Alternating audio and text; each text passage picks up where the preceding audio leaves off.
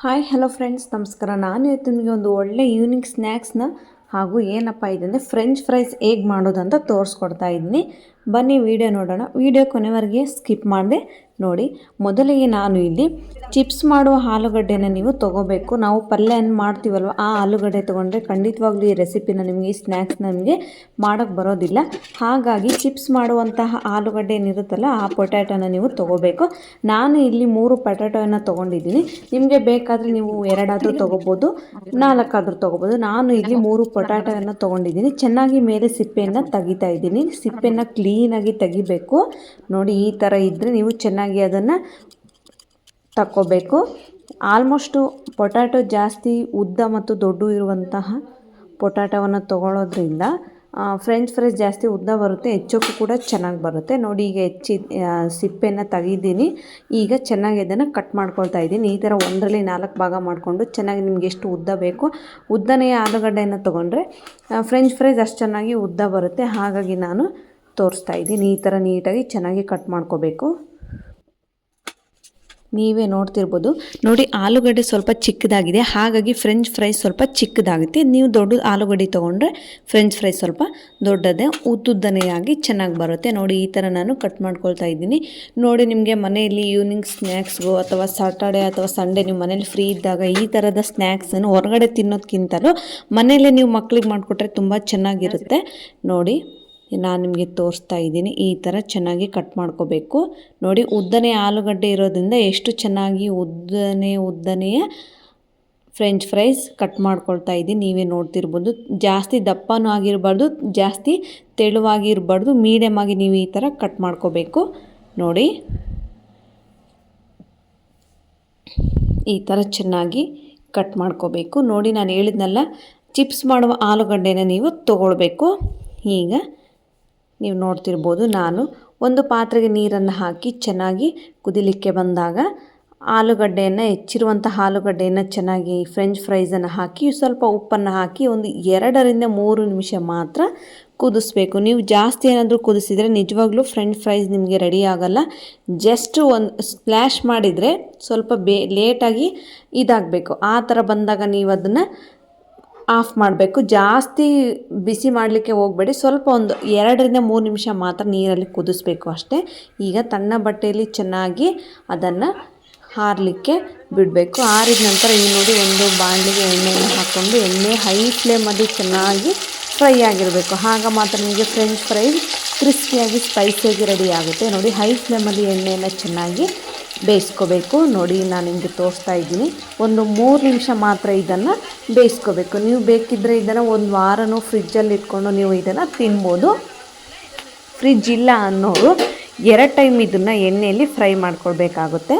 ನೀವು ನೋಡ್ತಿರ್ಬೋದು, ಸ್ವಲ್ಪ ಎಣ್ಣೆನ ಹೈ ಫ್ಲೇಮಲ್ಲಿ ಇಟ್ಕೊಂಡು ಚೆನ್ನಾಗಿ ರೋಸ್ಟ್ ಆಗೋರು ಒಂದು 3 ನಿಮಿಷ ಮಾತ್ರ ಚೆನ್ನಾಗಿ ಬೇಯಿಸ್ಕೋಬೇಕು. ಯಾಕೆಂದರೆ ಇನ್ನೊಂದು ಸಲನೂ ನಾವು ಎಣ್ಣೆಯಲ್ಲಿ ಫ್ರೈ ಮಾಡ್ಕೊಳ್ಳೋ ಕಾರಣ ಮೀಡಿಯಮ್ಮಾಗಿ ಫ್ರೈ ಮಾಡ್ಕೋಬೇಕು. ನಿಮಗೆ ತೋರಿಸ್ತಾ ಇದ್ದೀನಿ, ನೀವೇ ನೋಡ್ತಿರ್ಬೋದು. ಚೆನ್ನಾಗಿ ಎಣ್ಣೆಯಲ್ಲಿ ಫ್ರೈ ಮಾಡ್ಕೋಬೇಕು. ನಿಮ್ಮಲ್ಲಿ ಫ್ರಿಜ್ ಇಲ್ಲ ಅಂದರೆ ಒಂದು ಟೈಮ್ ನೀವು ಎಣ್ಣೆಯಲ್ಲಿ ಫ್ರೈ ಮಾಡಿ, ಒಂದು 10 ಮಿನಿಟ್ಸ್ ಬಿಟ್ಟು ಇನ್ನೊಂದು ಟೈಮ್ ನೀವು ಎಣ್ಣೆಯಲ್ಲಿ ಫ್ರೈ ಮಾಡ್ಕೋಬೇಕಾಗುತ್ತೆ. ಸೊ ಫ್ರಿಜ್ ಇರೋರು ಪರವಾಗಿಲ್ಲ, ನೀವು ಯಾವಾಗ ಬೇಕಾದರೂ ಒಂದು ವಾರನೋ ಅಥವಾ 10 ಡೇಸೋ ಇಟ್ಕೊಂಡು ನೀವು ಇದನ್ನೇ ಸ್ನ್ಯಾಕ್ಸ್ನ ತಿನ್ಬೋದು.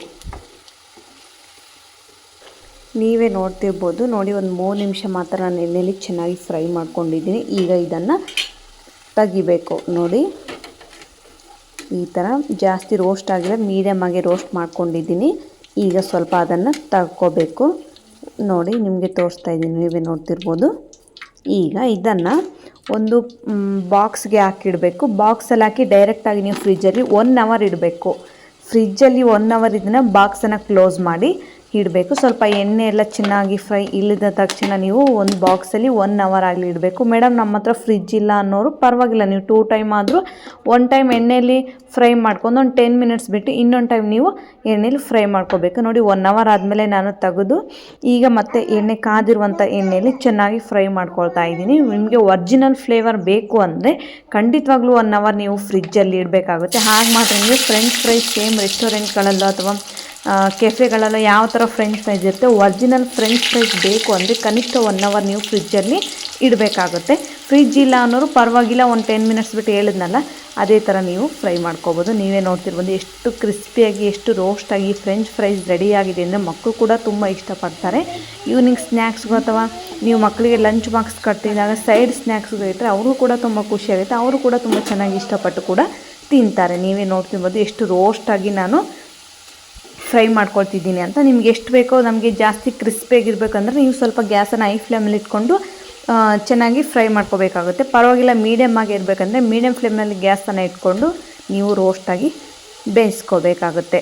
ನೋಡಿ, ಈ ರೆಸಿಪಿ ಖಂಡಿತವಾಗ್ಲೂ ನಿಮ್ಗೆ ಇಷ್ಟ ಆಗಿದ್ರೆ ನನ್ನ ಚಾನಲ್ ಯಾರೆಲ್ಲ ಹೊಸದಾಗಿ ನೋಡ್ತಿದ್ದೀರೋ ನನ್ನ ಚಾನಲ್ಗೆ ಶೇರ್ ಮಾಡಿ, ಲೈಕ್ ಮಾಡಿ, ಕಮೆಂಟ್ ಮಾಡಿ ಹಾಗೂ ಸಬ್ಸ್ಕ್ರೈಬ್ ಮಾಡ್ಕೊಳ್ಳೋದನ್ನು ಮಾತ್ರ ಮರಿಬೇಡಿ. ನನ್ನ ಹೊಸ ಹೊಸ ವೀಡಿಯೋಗಳು ನಿಮಗೆ ನೋಟಿಫಿಕೇಷನ್ ಆಗಬೇಕು ಅಂದರೆ ದಯವಿಟ್ಟು ನನ್ನ ಚಾನಲ್ನ ಸಬ್ಸ್ಕ್ರೈಬ್ ಮಾಡ್ಕೊಳ್ಳಿ. ನಾನು ನನ್ನ ಮುಂದಿನ ಹೊಸ ವೀಡಿಯೋಗಳಿಗಾಗಿ ನೀವು ಕಾಯ್ತಾ ಇರಿ. ಈ ರೆಸಿಪಿನ ಖಂಡಿತವಾಗ್ಲೂ ನೀವು ಒಂದು ಸಲ ಮನೇಲಿ ಟ್ರೈ ಮಾಡಿ. ಜಸ್ಟ್ 1 ಆಲೂಗಡ್ಡೆನೋ 2 ಆಲೂಗಡ್ಡೆ ಇದ್ದರೂ ಪರವಾಗಿಲ್ಲ, ಮಾಡ್ಬೋದು. ನೋಡಿ, ಈ ಥರ ಚೆನ್ನಾಗಿ ಒಂದು 5 ರಿಂದ 6 ನಿಮಿಷ ಎಣ್ಣೆಯಲ್ಲಿ ಬೇಯಿಸ್ಕೋಬೇಕಾಗುತ್ತೆ. ಆಗ ಮಾತ್ರ ನಿಮಗೆ ಫ್ರೆಂಚ್ ಫ್ರೈಸ್ ಕ್ರಿಸ್ಪಿಯಾಗಿ ಬರಲಿಕ್ಕೆ ಸಾಧ್ಯ ಆಗುತ್ತೆ. ನೋಡಿ, ಕೆಲವೊಬ್ಬರು ಇದಕ್ಕೆ ಆಲೂಗಡ್ಡೆನ ಹೆಚ್ಚಿದಾಗ ಕಾರ್ನ್ಫ್ಲವರ್ ಹಿಟ್ಟು ಅಥವಾ ಮೈದಾ ಹಿಟ್ಟನ್ನು ಹಾಕಿ ಮಾಡ್ತಾರೆ. ಆ ಥರ ಟೇಸ್ಟ್ ಬರೋಲ್ಲ. ನಾನು ಹಾಗೆ ಮಾಡಿಲ್ಲ. ಈ ಥರ ಟ್ರೈ ಮಾಡಿ ನೋಡಿ. ಮನೆಯಲ್ಲಿರೋ ಸಾಮಗ್ರಿಗಳನ್ನೇ ನೀವು ಮಾಡೋದ್ರಿಂದ ತುಂಬ ಕ್ರಿಸ್ಪಿಯಾಗಿ ಕೂಡ ಬರುತ್ತೆ. ಈಗ ನೋಡಿ, ನಾನು ತೆಗೆದು ನಿಮಗೆ ತೋರಿಸ್ತಾ ಇದ್ದೀನಿ ಎಷ್ಟು ಕ್ರಿಸ್ಪಿಯಾಗಿ ಬಂದಿದೆ ಅಂತ. ನೀವೇ ನೋಡ್ತಿರ್ಬೋದು. ನೋಡಿ, ಗ್ಯಾಸನ್ನು ಸ್ವಲ್ಪ ನೀವು ಮೀಡಿಯಮ್ ಫ್ಲೇಮ್ನಲ್ಲಿ ಇಟ್ಕೊಂಡು ರೋಸ್ಟಾಗಿ ಮಾಡ್ಬೋದು. ನೋಡಿ, ತೆಗಿಬೇಡನ್ನ. ಈ ಫ್ರೆಂಚ್ ಫ್ರೈಸ್ನ ನೀವು ಒಂದು ಸಲ ಟ್ರೈ ಮಾಡಿ ಹೇಗಿದೆ ಅಂತ ನನಗೆ ಕಮೆಂಟ್ ಮೂಲಕ ತಿಳಿಸಿ. ಇದ್ರ ಜೊತೆ ಟೊಮೆಟೊ ಕೆಚಪ್ ಇದ್ದರೆ ಇನ್ನೂ ಟೇಸ್ಟ್ ತುಂಬ ಚೆನ್ನಾಗಿ ಬರುತ್ತೆ. ನೋಡಿ, ಈ ವಿಡಿಯೋ ನಿಮಗೆ ಇಷ್ಟ ಆಗಿದೆ ಖಂಡಿತವಾಗ್ಲೂ ಲೈಕ್ ಮಾಡಿ, ಶೇರ್ ಮಾಡಿ ಹಾಗೂ ಸಬ್ಸ್ಕ್ರೈಬ್ ಮಾಡ್ಕೊಳ್ಳೋದನ್ನು ಮಾತ್ರ ಮರಿಬೇಡಿ. ನನ್ನ ಹೊಸ ಹೊಸ ವೀಡಿಯೋಗಳಿಗೆ ಕಾಯ್ತಾ ಇರಿ. Thank you.